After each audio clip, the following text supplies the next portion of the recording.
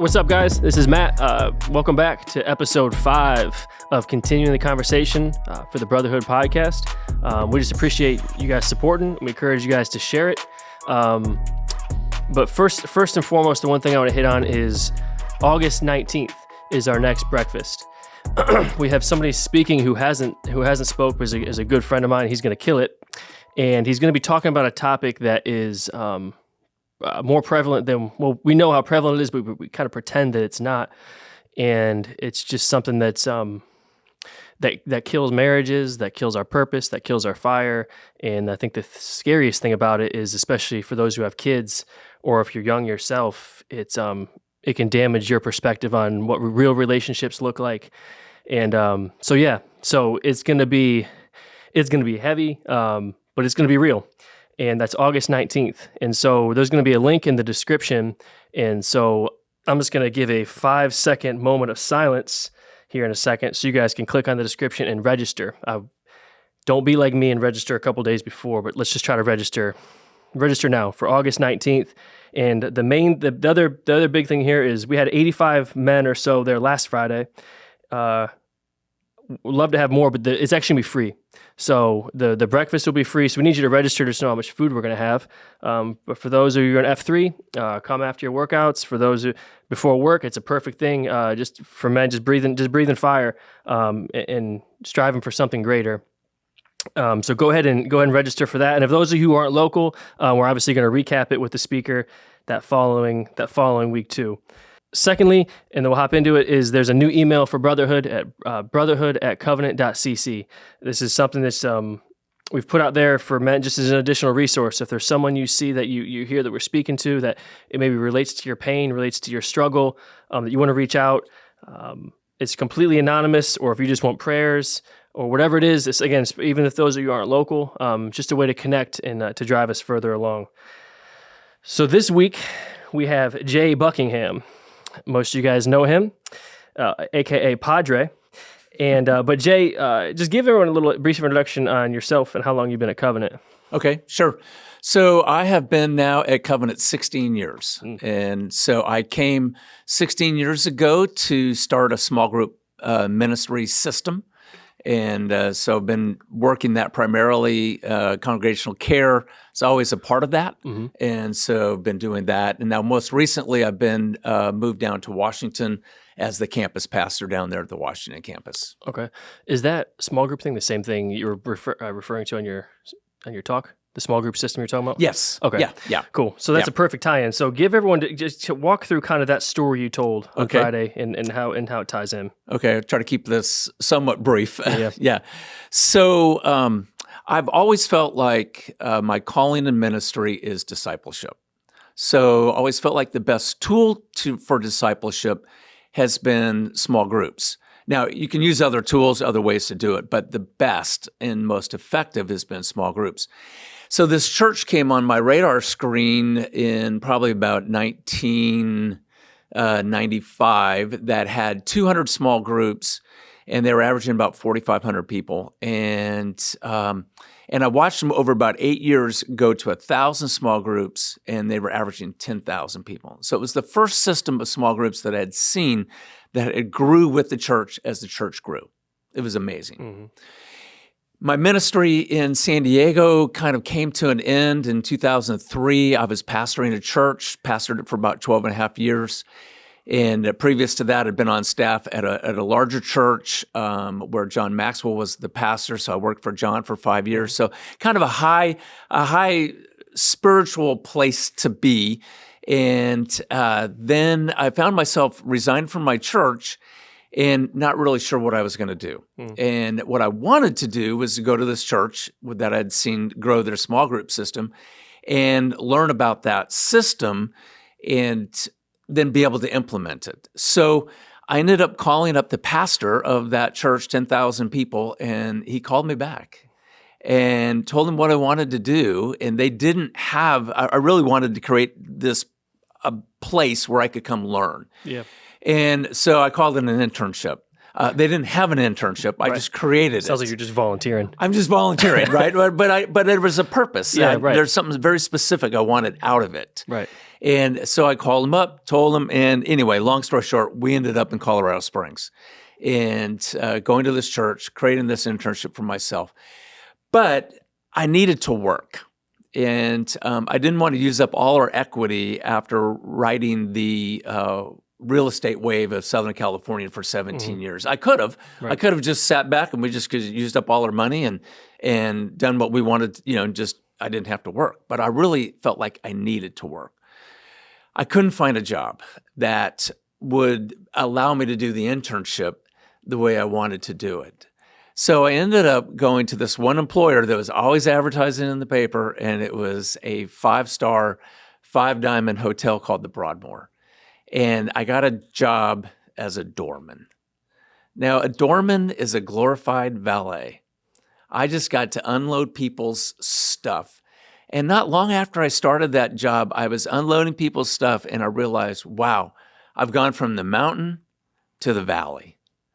And just emotionally, not spiritually necessarily, but just emotionally, positionally, I was pastoring, and now I'm unloading all their stuff onto a cart, working for $3 an hour basically in tips. It's like, wow, Lord, you've taken me to the top, down to the bottom. It's kind of crazy as a pastor too. I think almost you kind of help people unload their stuff too, even as a pastor. True. True. Yeah, so there is. I was just thinking about that. Yeah, there's some similarities. Yeah. Not to get cheesy on you, but what made you want to go that route? I mean, obviously you're passionate about it because you left your other place where you were getting paid to go have an internship to learn. But what makes you, it's something I've been thinking about. What makes you even so passionate about that in the first place?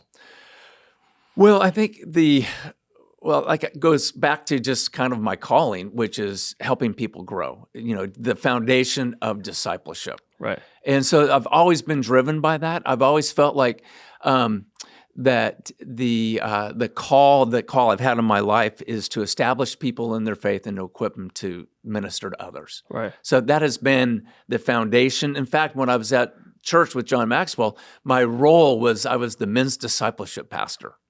Of course, I was only 26, right. Newly married, didn't have any kids, and I'm trying to lead 60-year-old men in discipleship. But that was my role, right? And did that for 5 years there. And so I've always been about trying to establish and equip people. Since when? Since before I went into the ministry. Really? Before I went to seminary. And fortunately, when I got saved, I got to go to this church. It's called Skyline Church.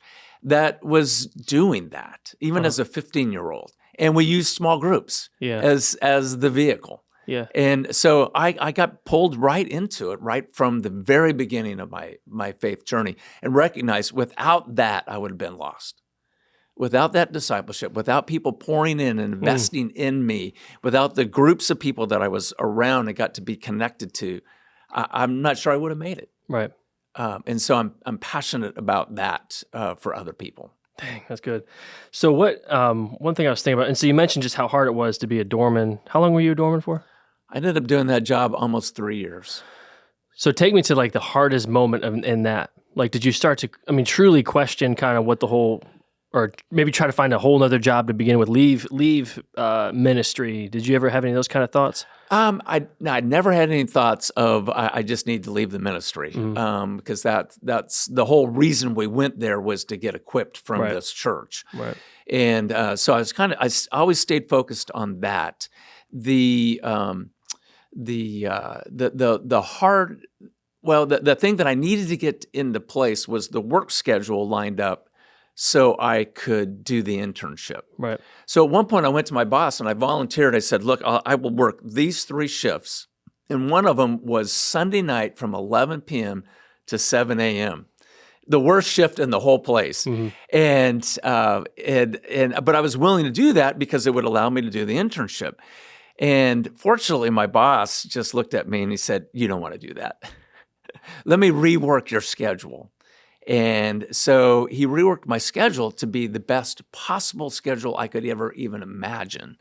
And that's where I talk about just having the favor of God, even in the midst of this seemingly that looked like it would be a desert time, but God was there. He was providing, and He provided through a man who was an alcoholic, and yet I had favor with him, Right. which I shouldn't have. Right. And he gave me a schedule that was unprecedented.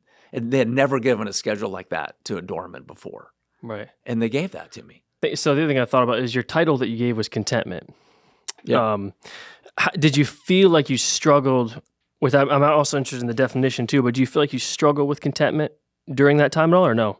No, I don't think so. I think the point of contentment is wherever you are, that's where the Lord has you, and you got to work hard. You do your work, do the right things, and be at peace with that, because that's where the Lord has you.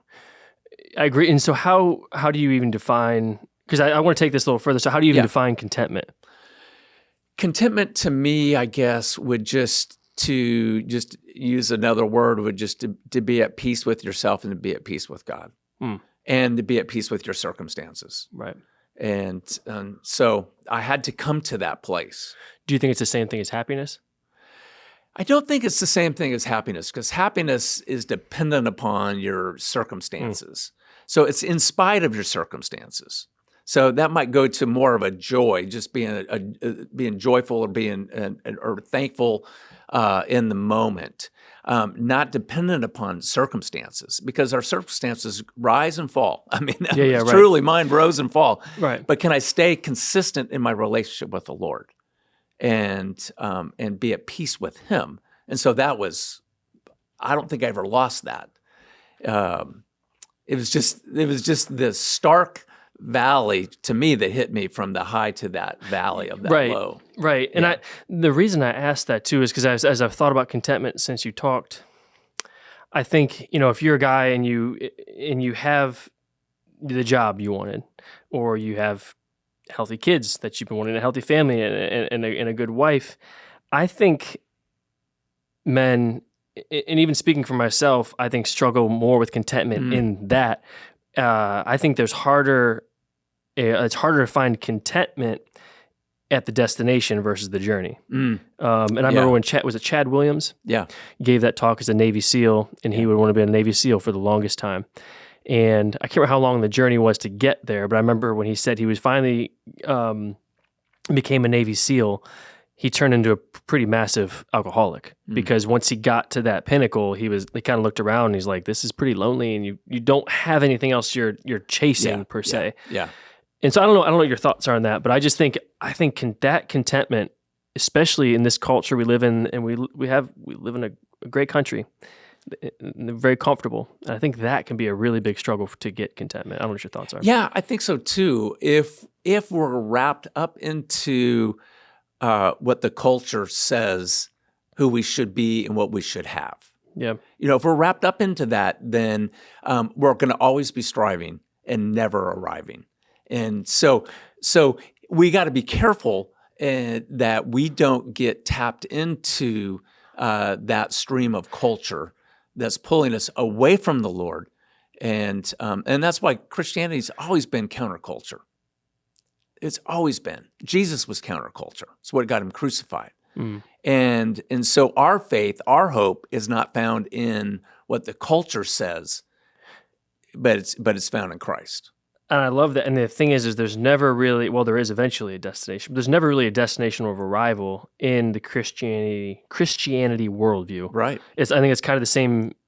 I think it's kind of the same beauty of, I don't know, how long have you been a Christian? You said when you're 15 years old. Oh gosh, 15, you're gonna tip off your age here. Yeah, 49 years, 50 years. And I've been one for 3 years. Okay. And I think that's the beauty of it, is we can have this conversation. Yeah.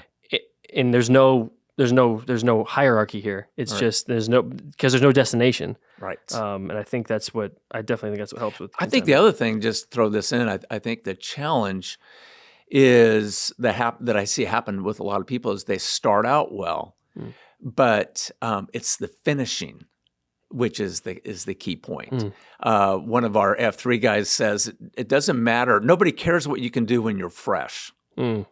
It's what can you do when you're tired. Yeah. right? It's not just starting out. We can start out like a bullet, Yep. but it's finding the ways to keep that journey going to finish well.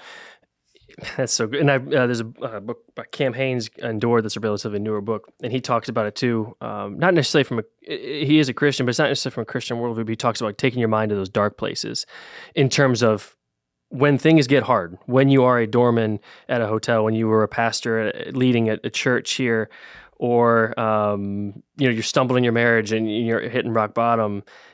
Or shoot, if you're just in the middle of a workout and you're trying to push yourself mentally, get your mind in those dark places. Mm-hmm. That's where you find out what you really are. Yeah. Versus anything else.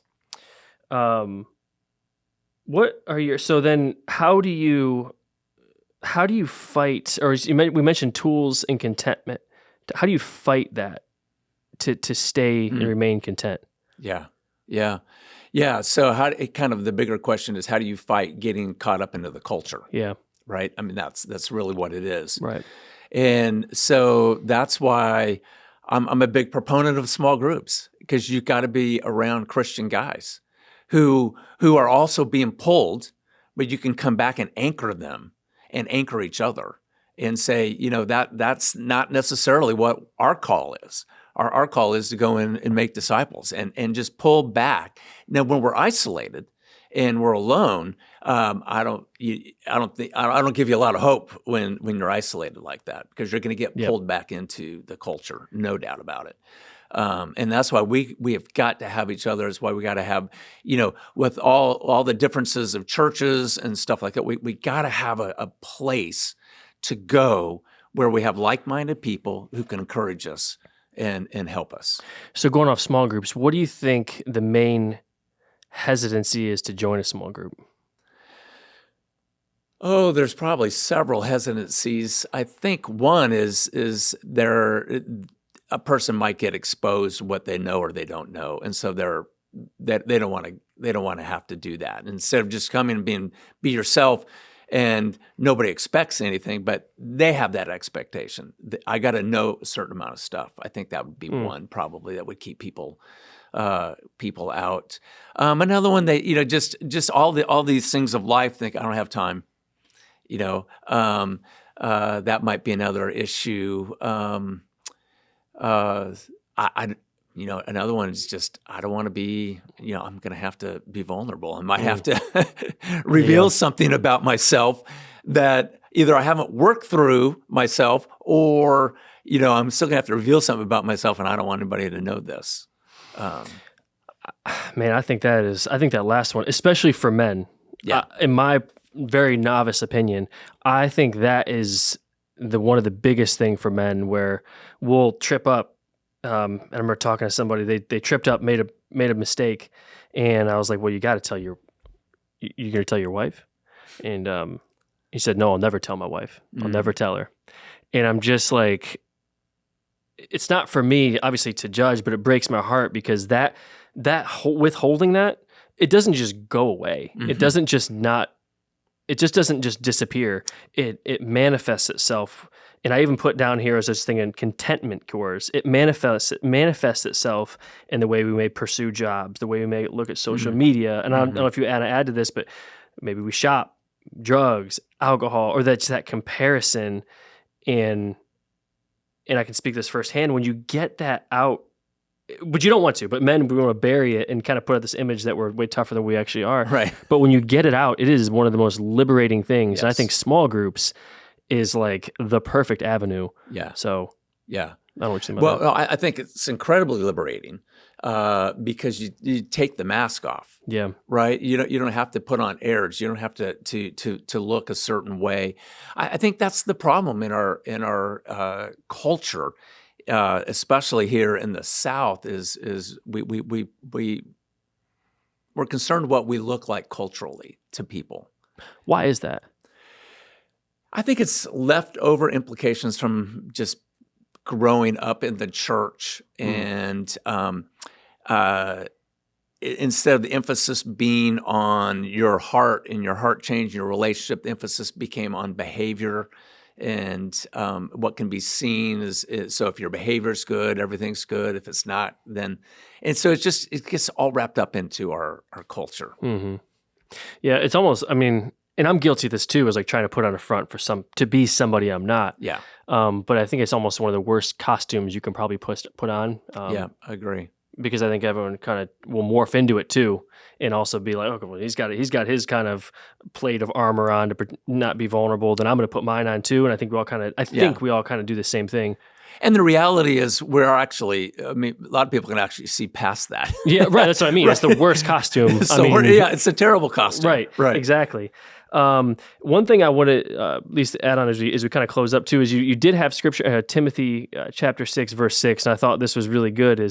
But godliness with contentment is great gain, for we brought nothing into the world, and we can take nothing out of it. But if we have food and clothing, we will be content with that. Mm-hmm. And I just think the way it starts off, it says with godliness with contentment, mm-hmm. And we had this talk. Robbie and I too was talking about contentment. I don't think you can have true contentment without God. Yeah, I don't think so either. I think that's where you go to happiness.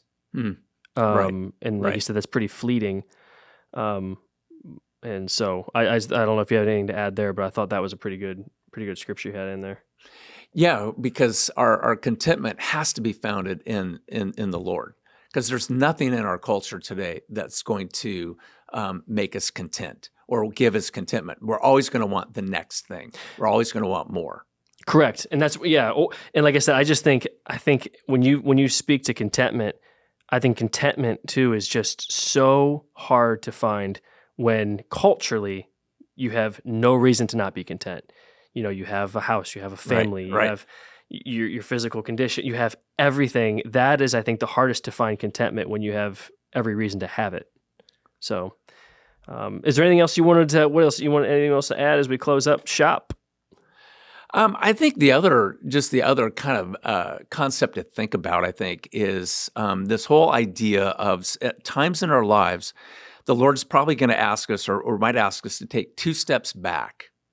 You know, for whatever mountain you're on, I'm going to come back, and so you can eventually go further. And but it looks like when you do that, it looks like failure, or it looks like what's wrong with you. People are going to question you. But if you know that's what the Lord's calling you to do, then you can do it, and you're doing it for a reason because you know it's going to allow you to go much further in your ministry or in your work or whatever it is. So don't be afraid of doing that either. That's so good. I think too is if you're taking a step back too, you're still taking a step towards and away from something. Yeah. Versus I think sometimes, and I'm guilty of this too, sometimes I'm just existing. I'm not really walking to anything or from anything. I'm just sort of mundanely here. And so that's good stuff. 2 steps back for sure. Well, man, I appreciate it. Yeah, thanks. You coming on. Yeah. And as we close up too, the one thing I would say is that Jay, I think hit is find a brother, find somebody, another guy in your life. Maybe they're spiritually a mentor or in your professional life, but find someone you can relate your pain, your struggles with, and just be real with. And that small group doesn't have to be anything formal, I don't think. I mean, certainly we encourage it, but I think it can be just as informal as can be. Just comes down to vulnerability and just being real. But yeah, and so August 19th, register, free breakfast, and just a killer speaker coming in too. So appreciate you guys joining. Hope you guys enjoy it, share it, subscribe it, and we'll see you guys next time.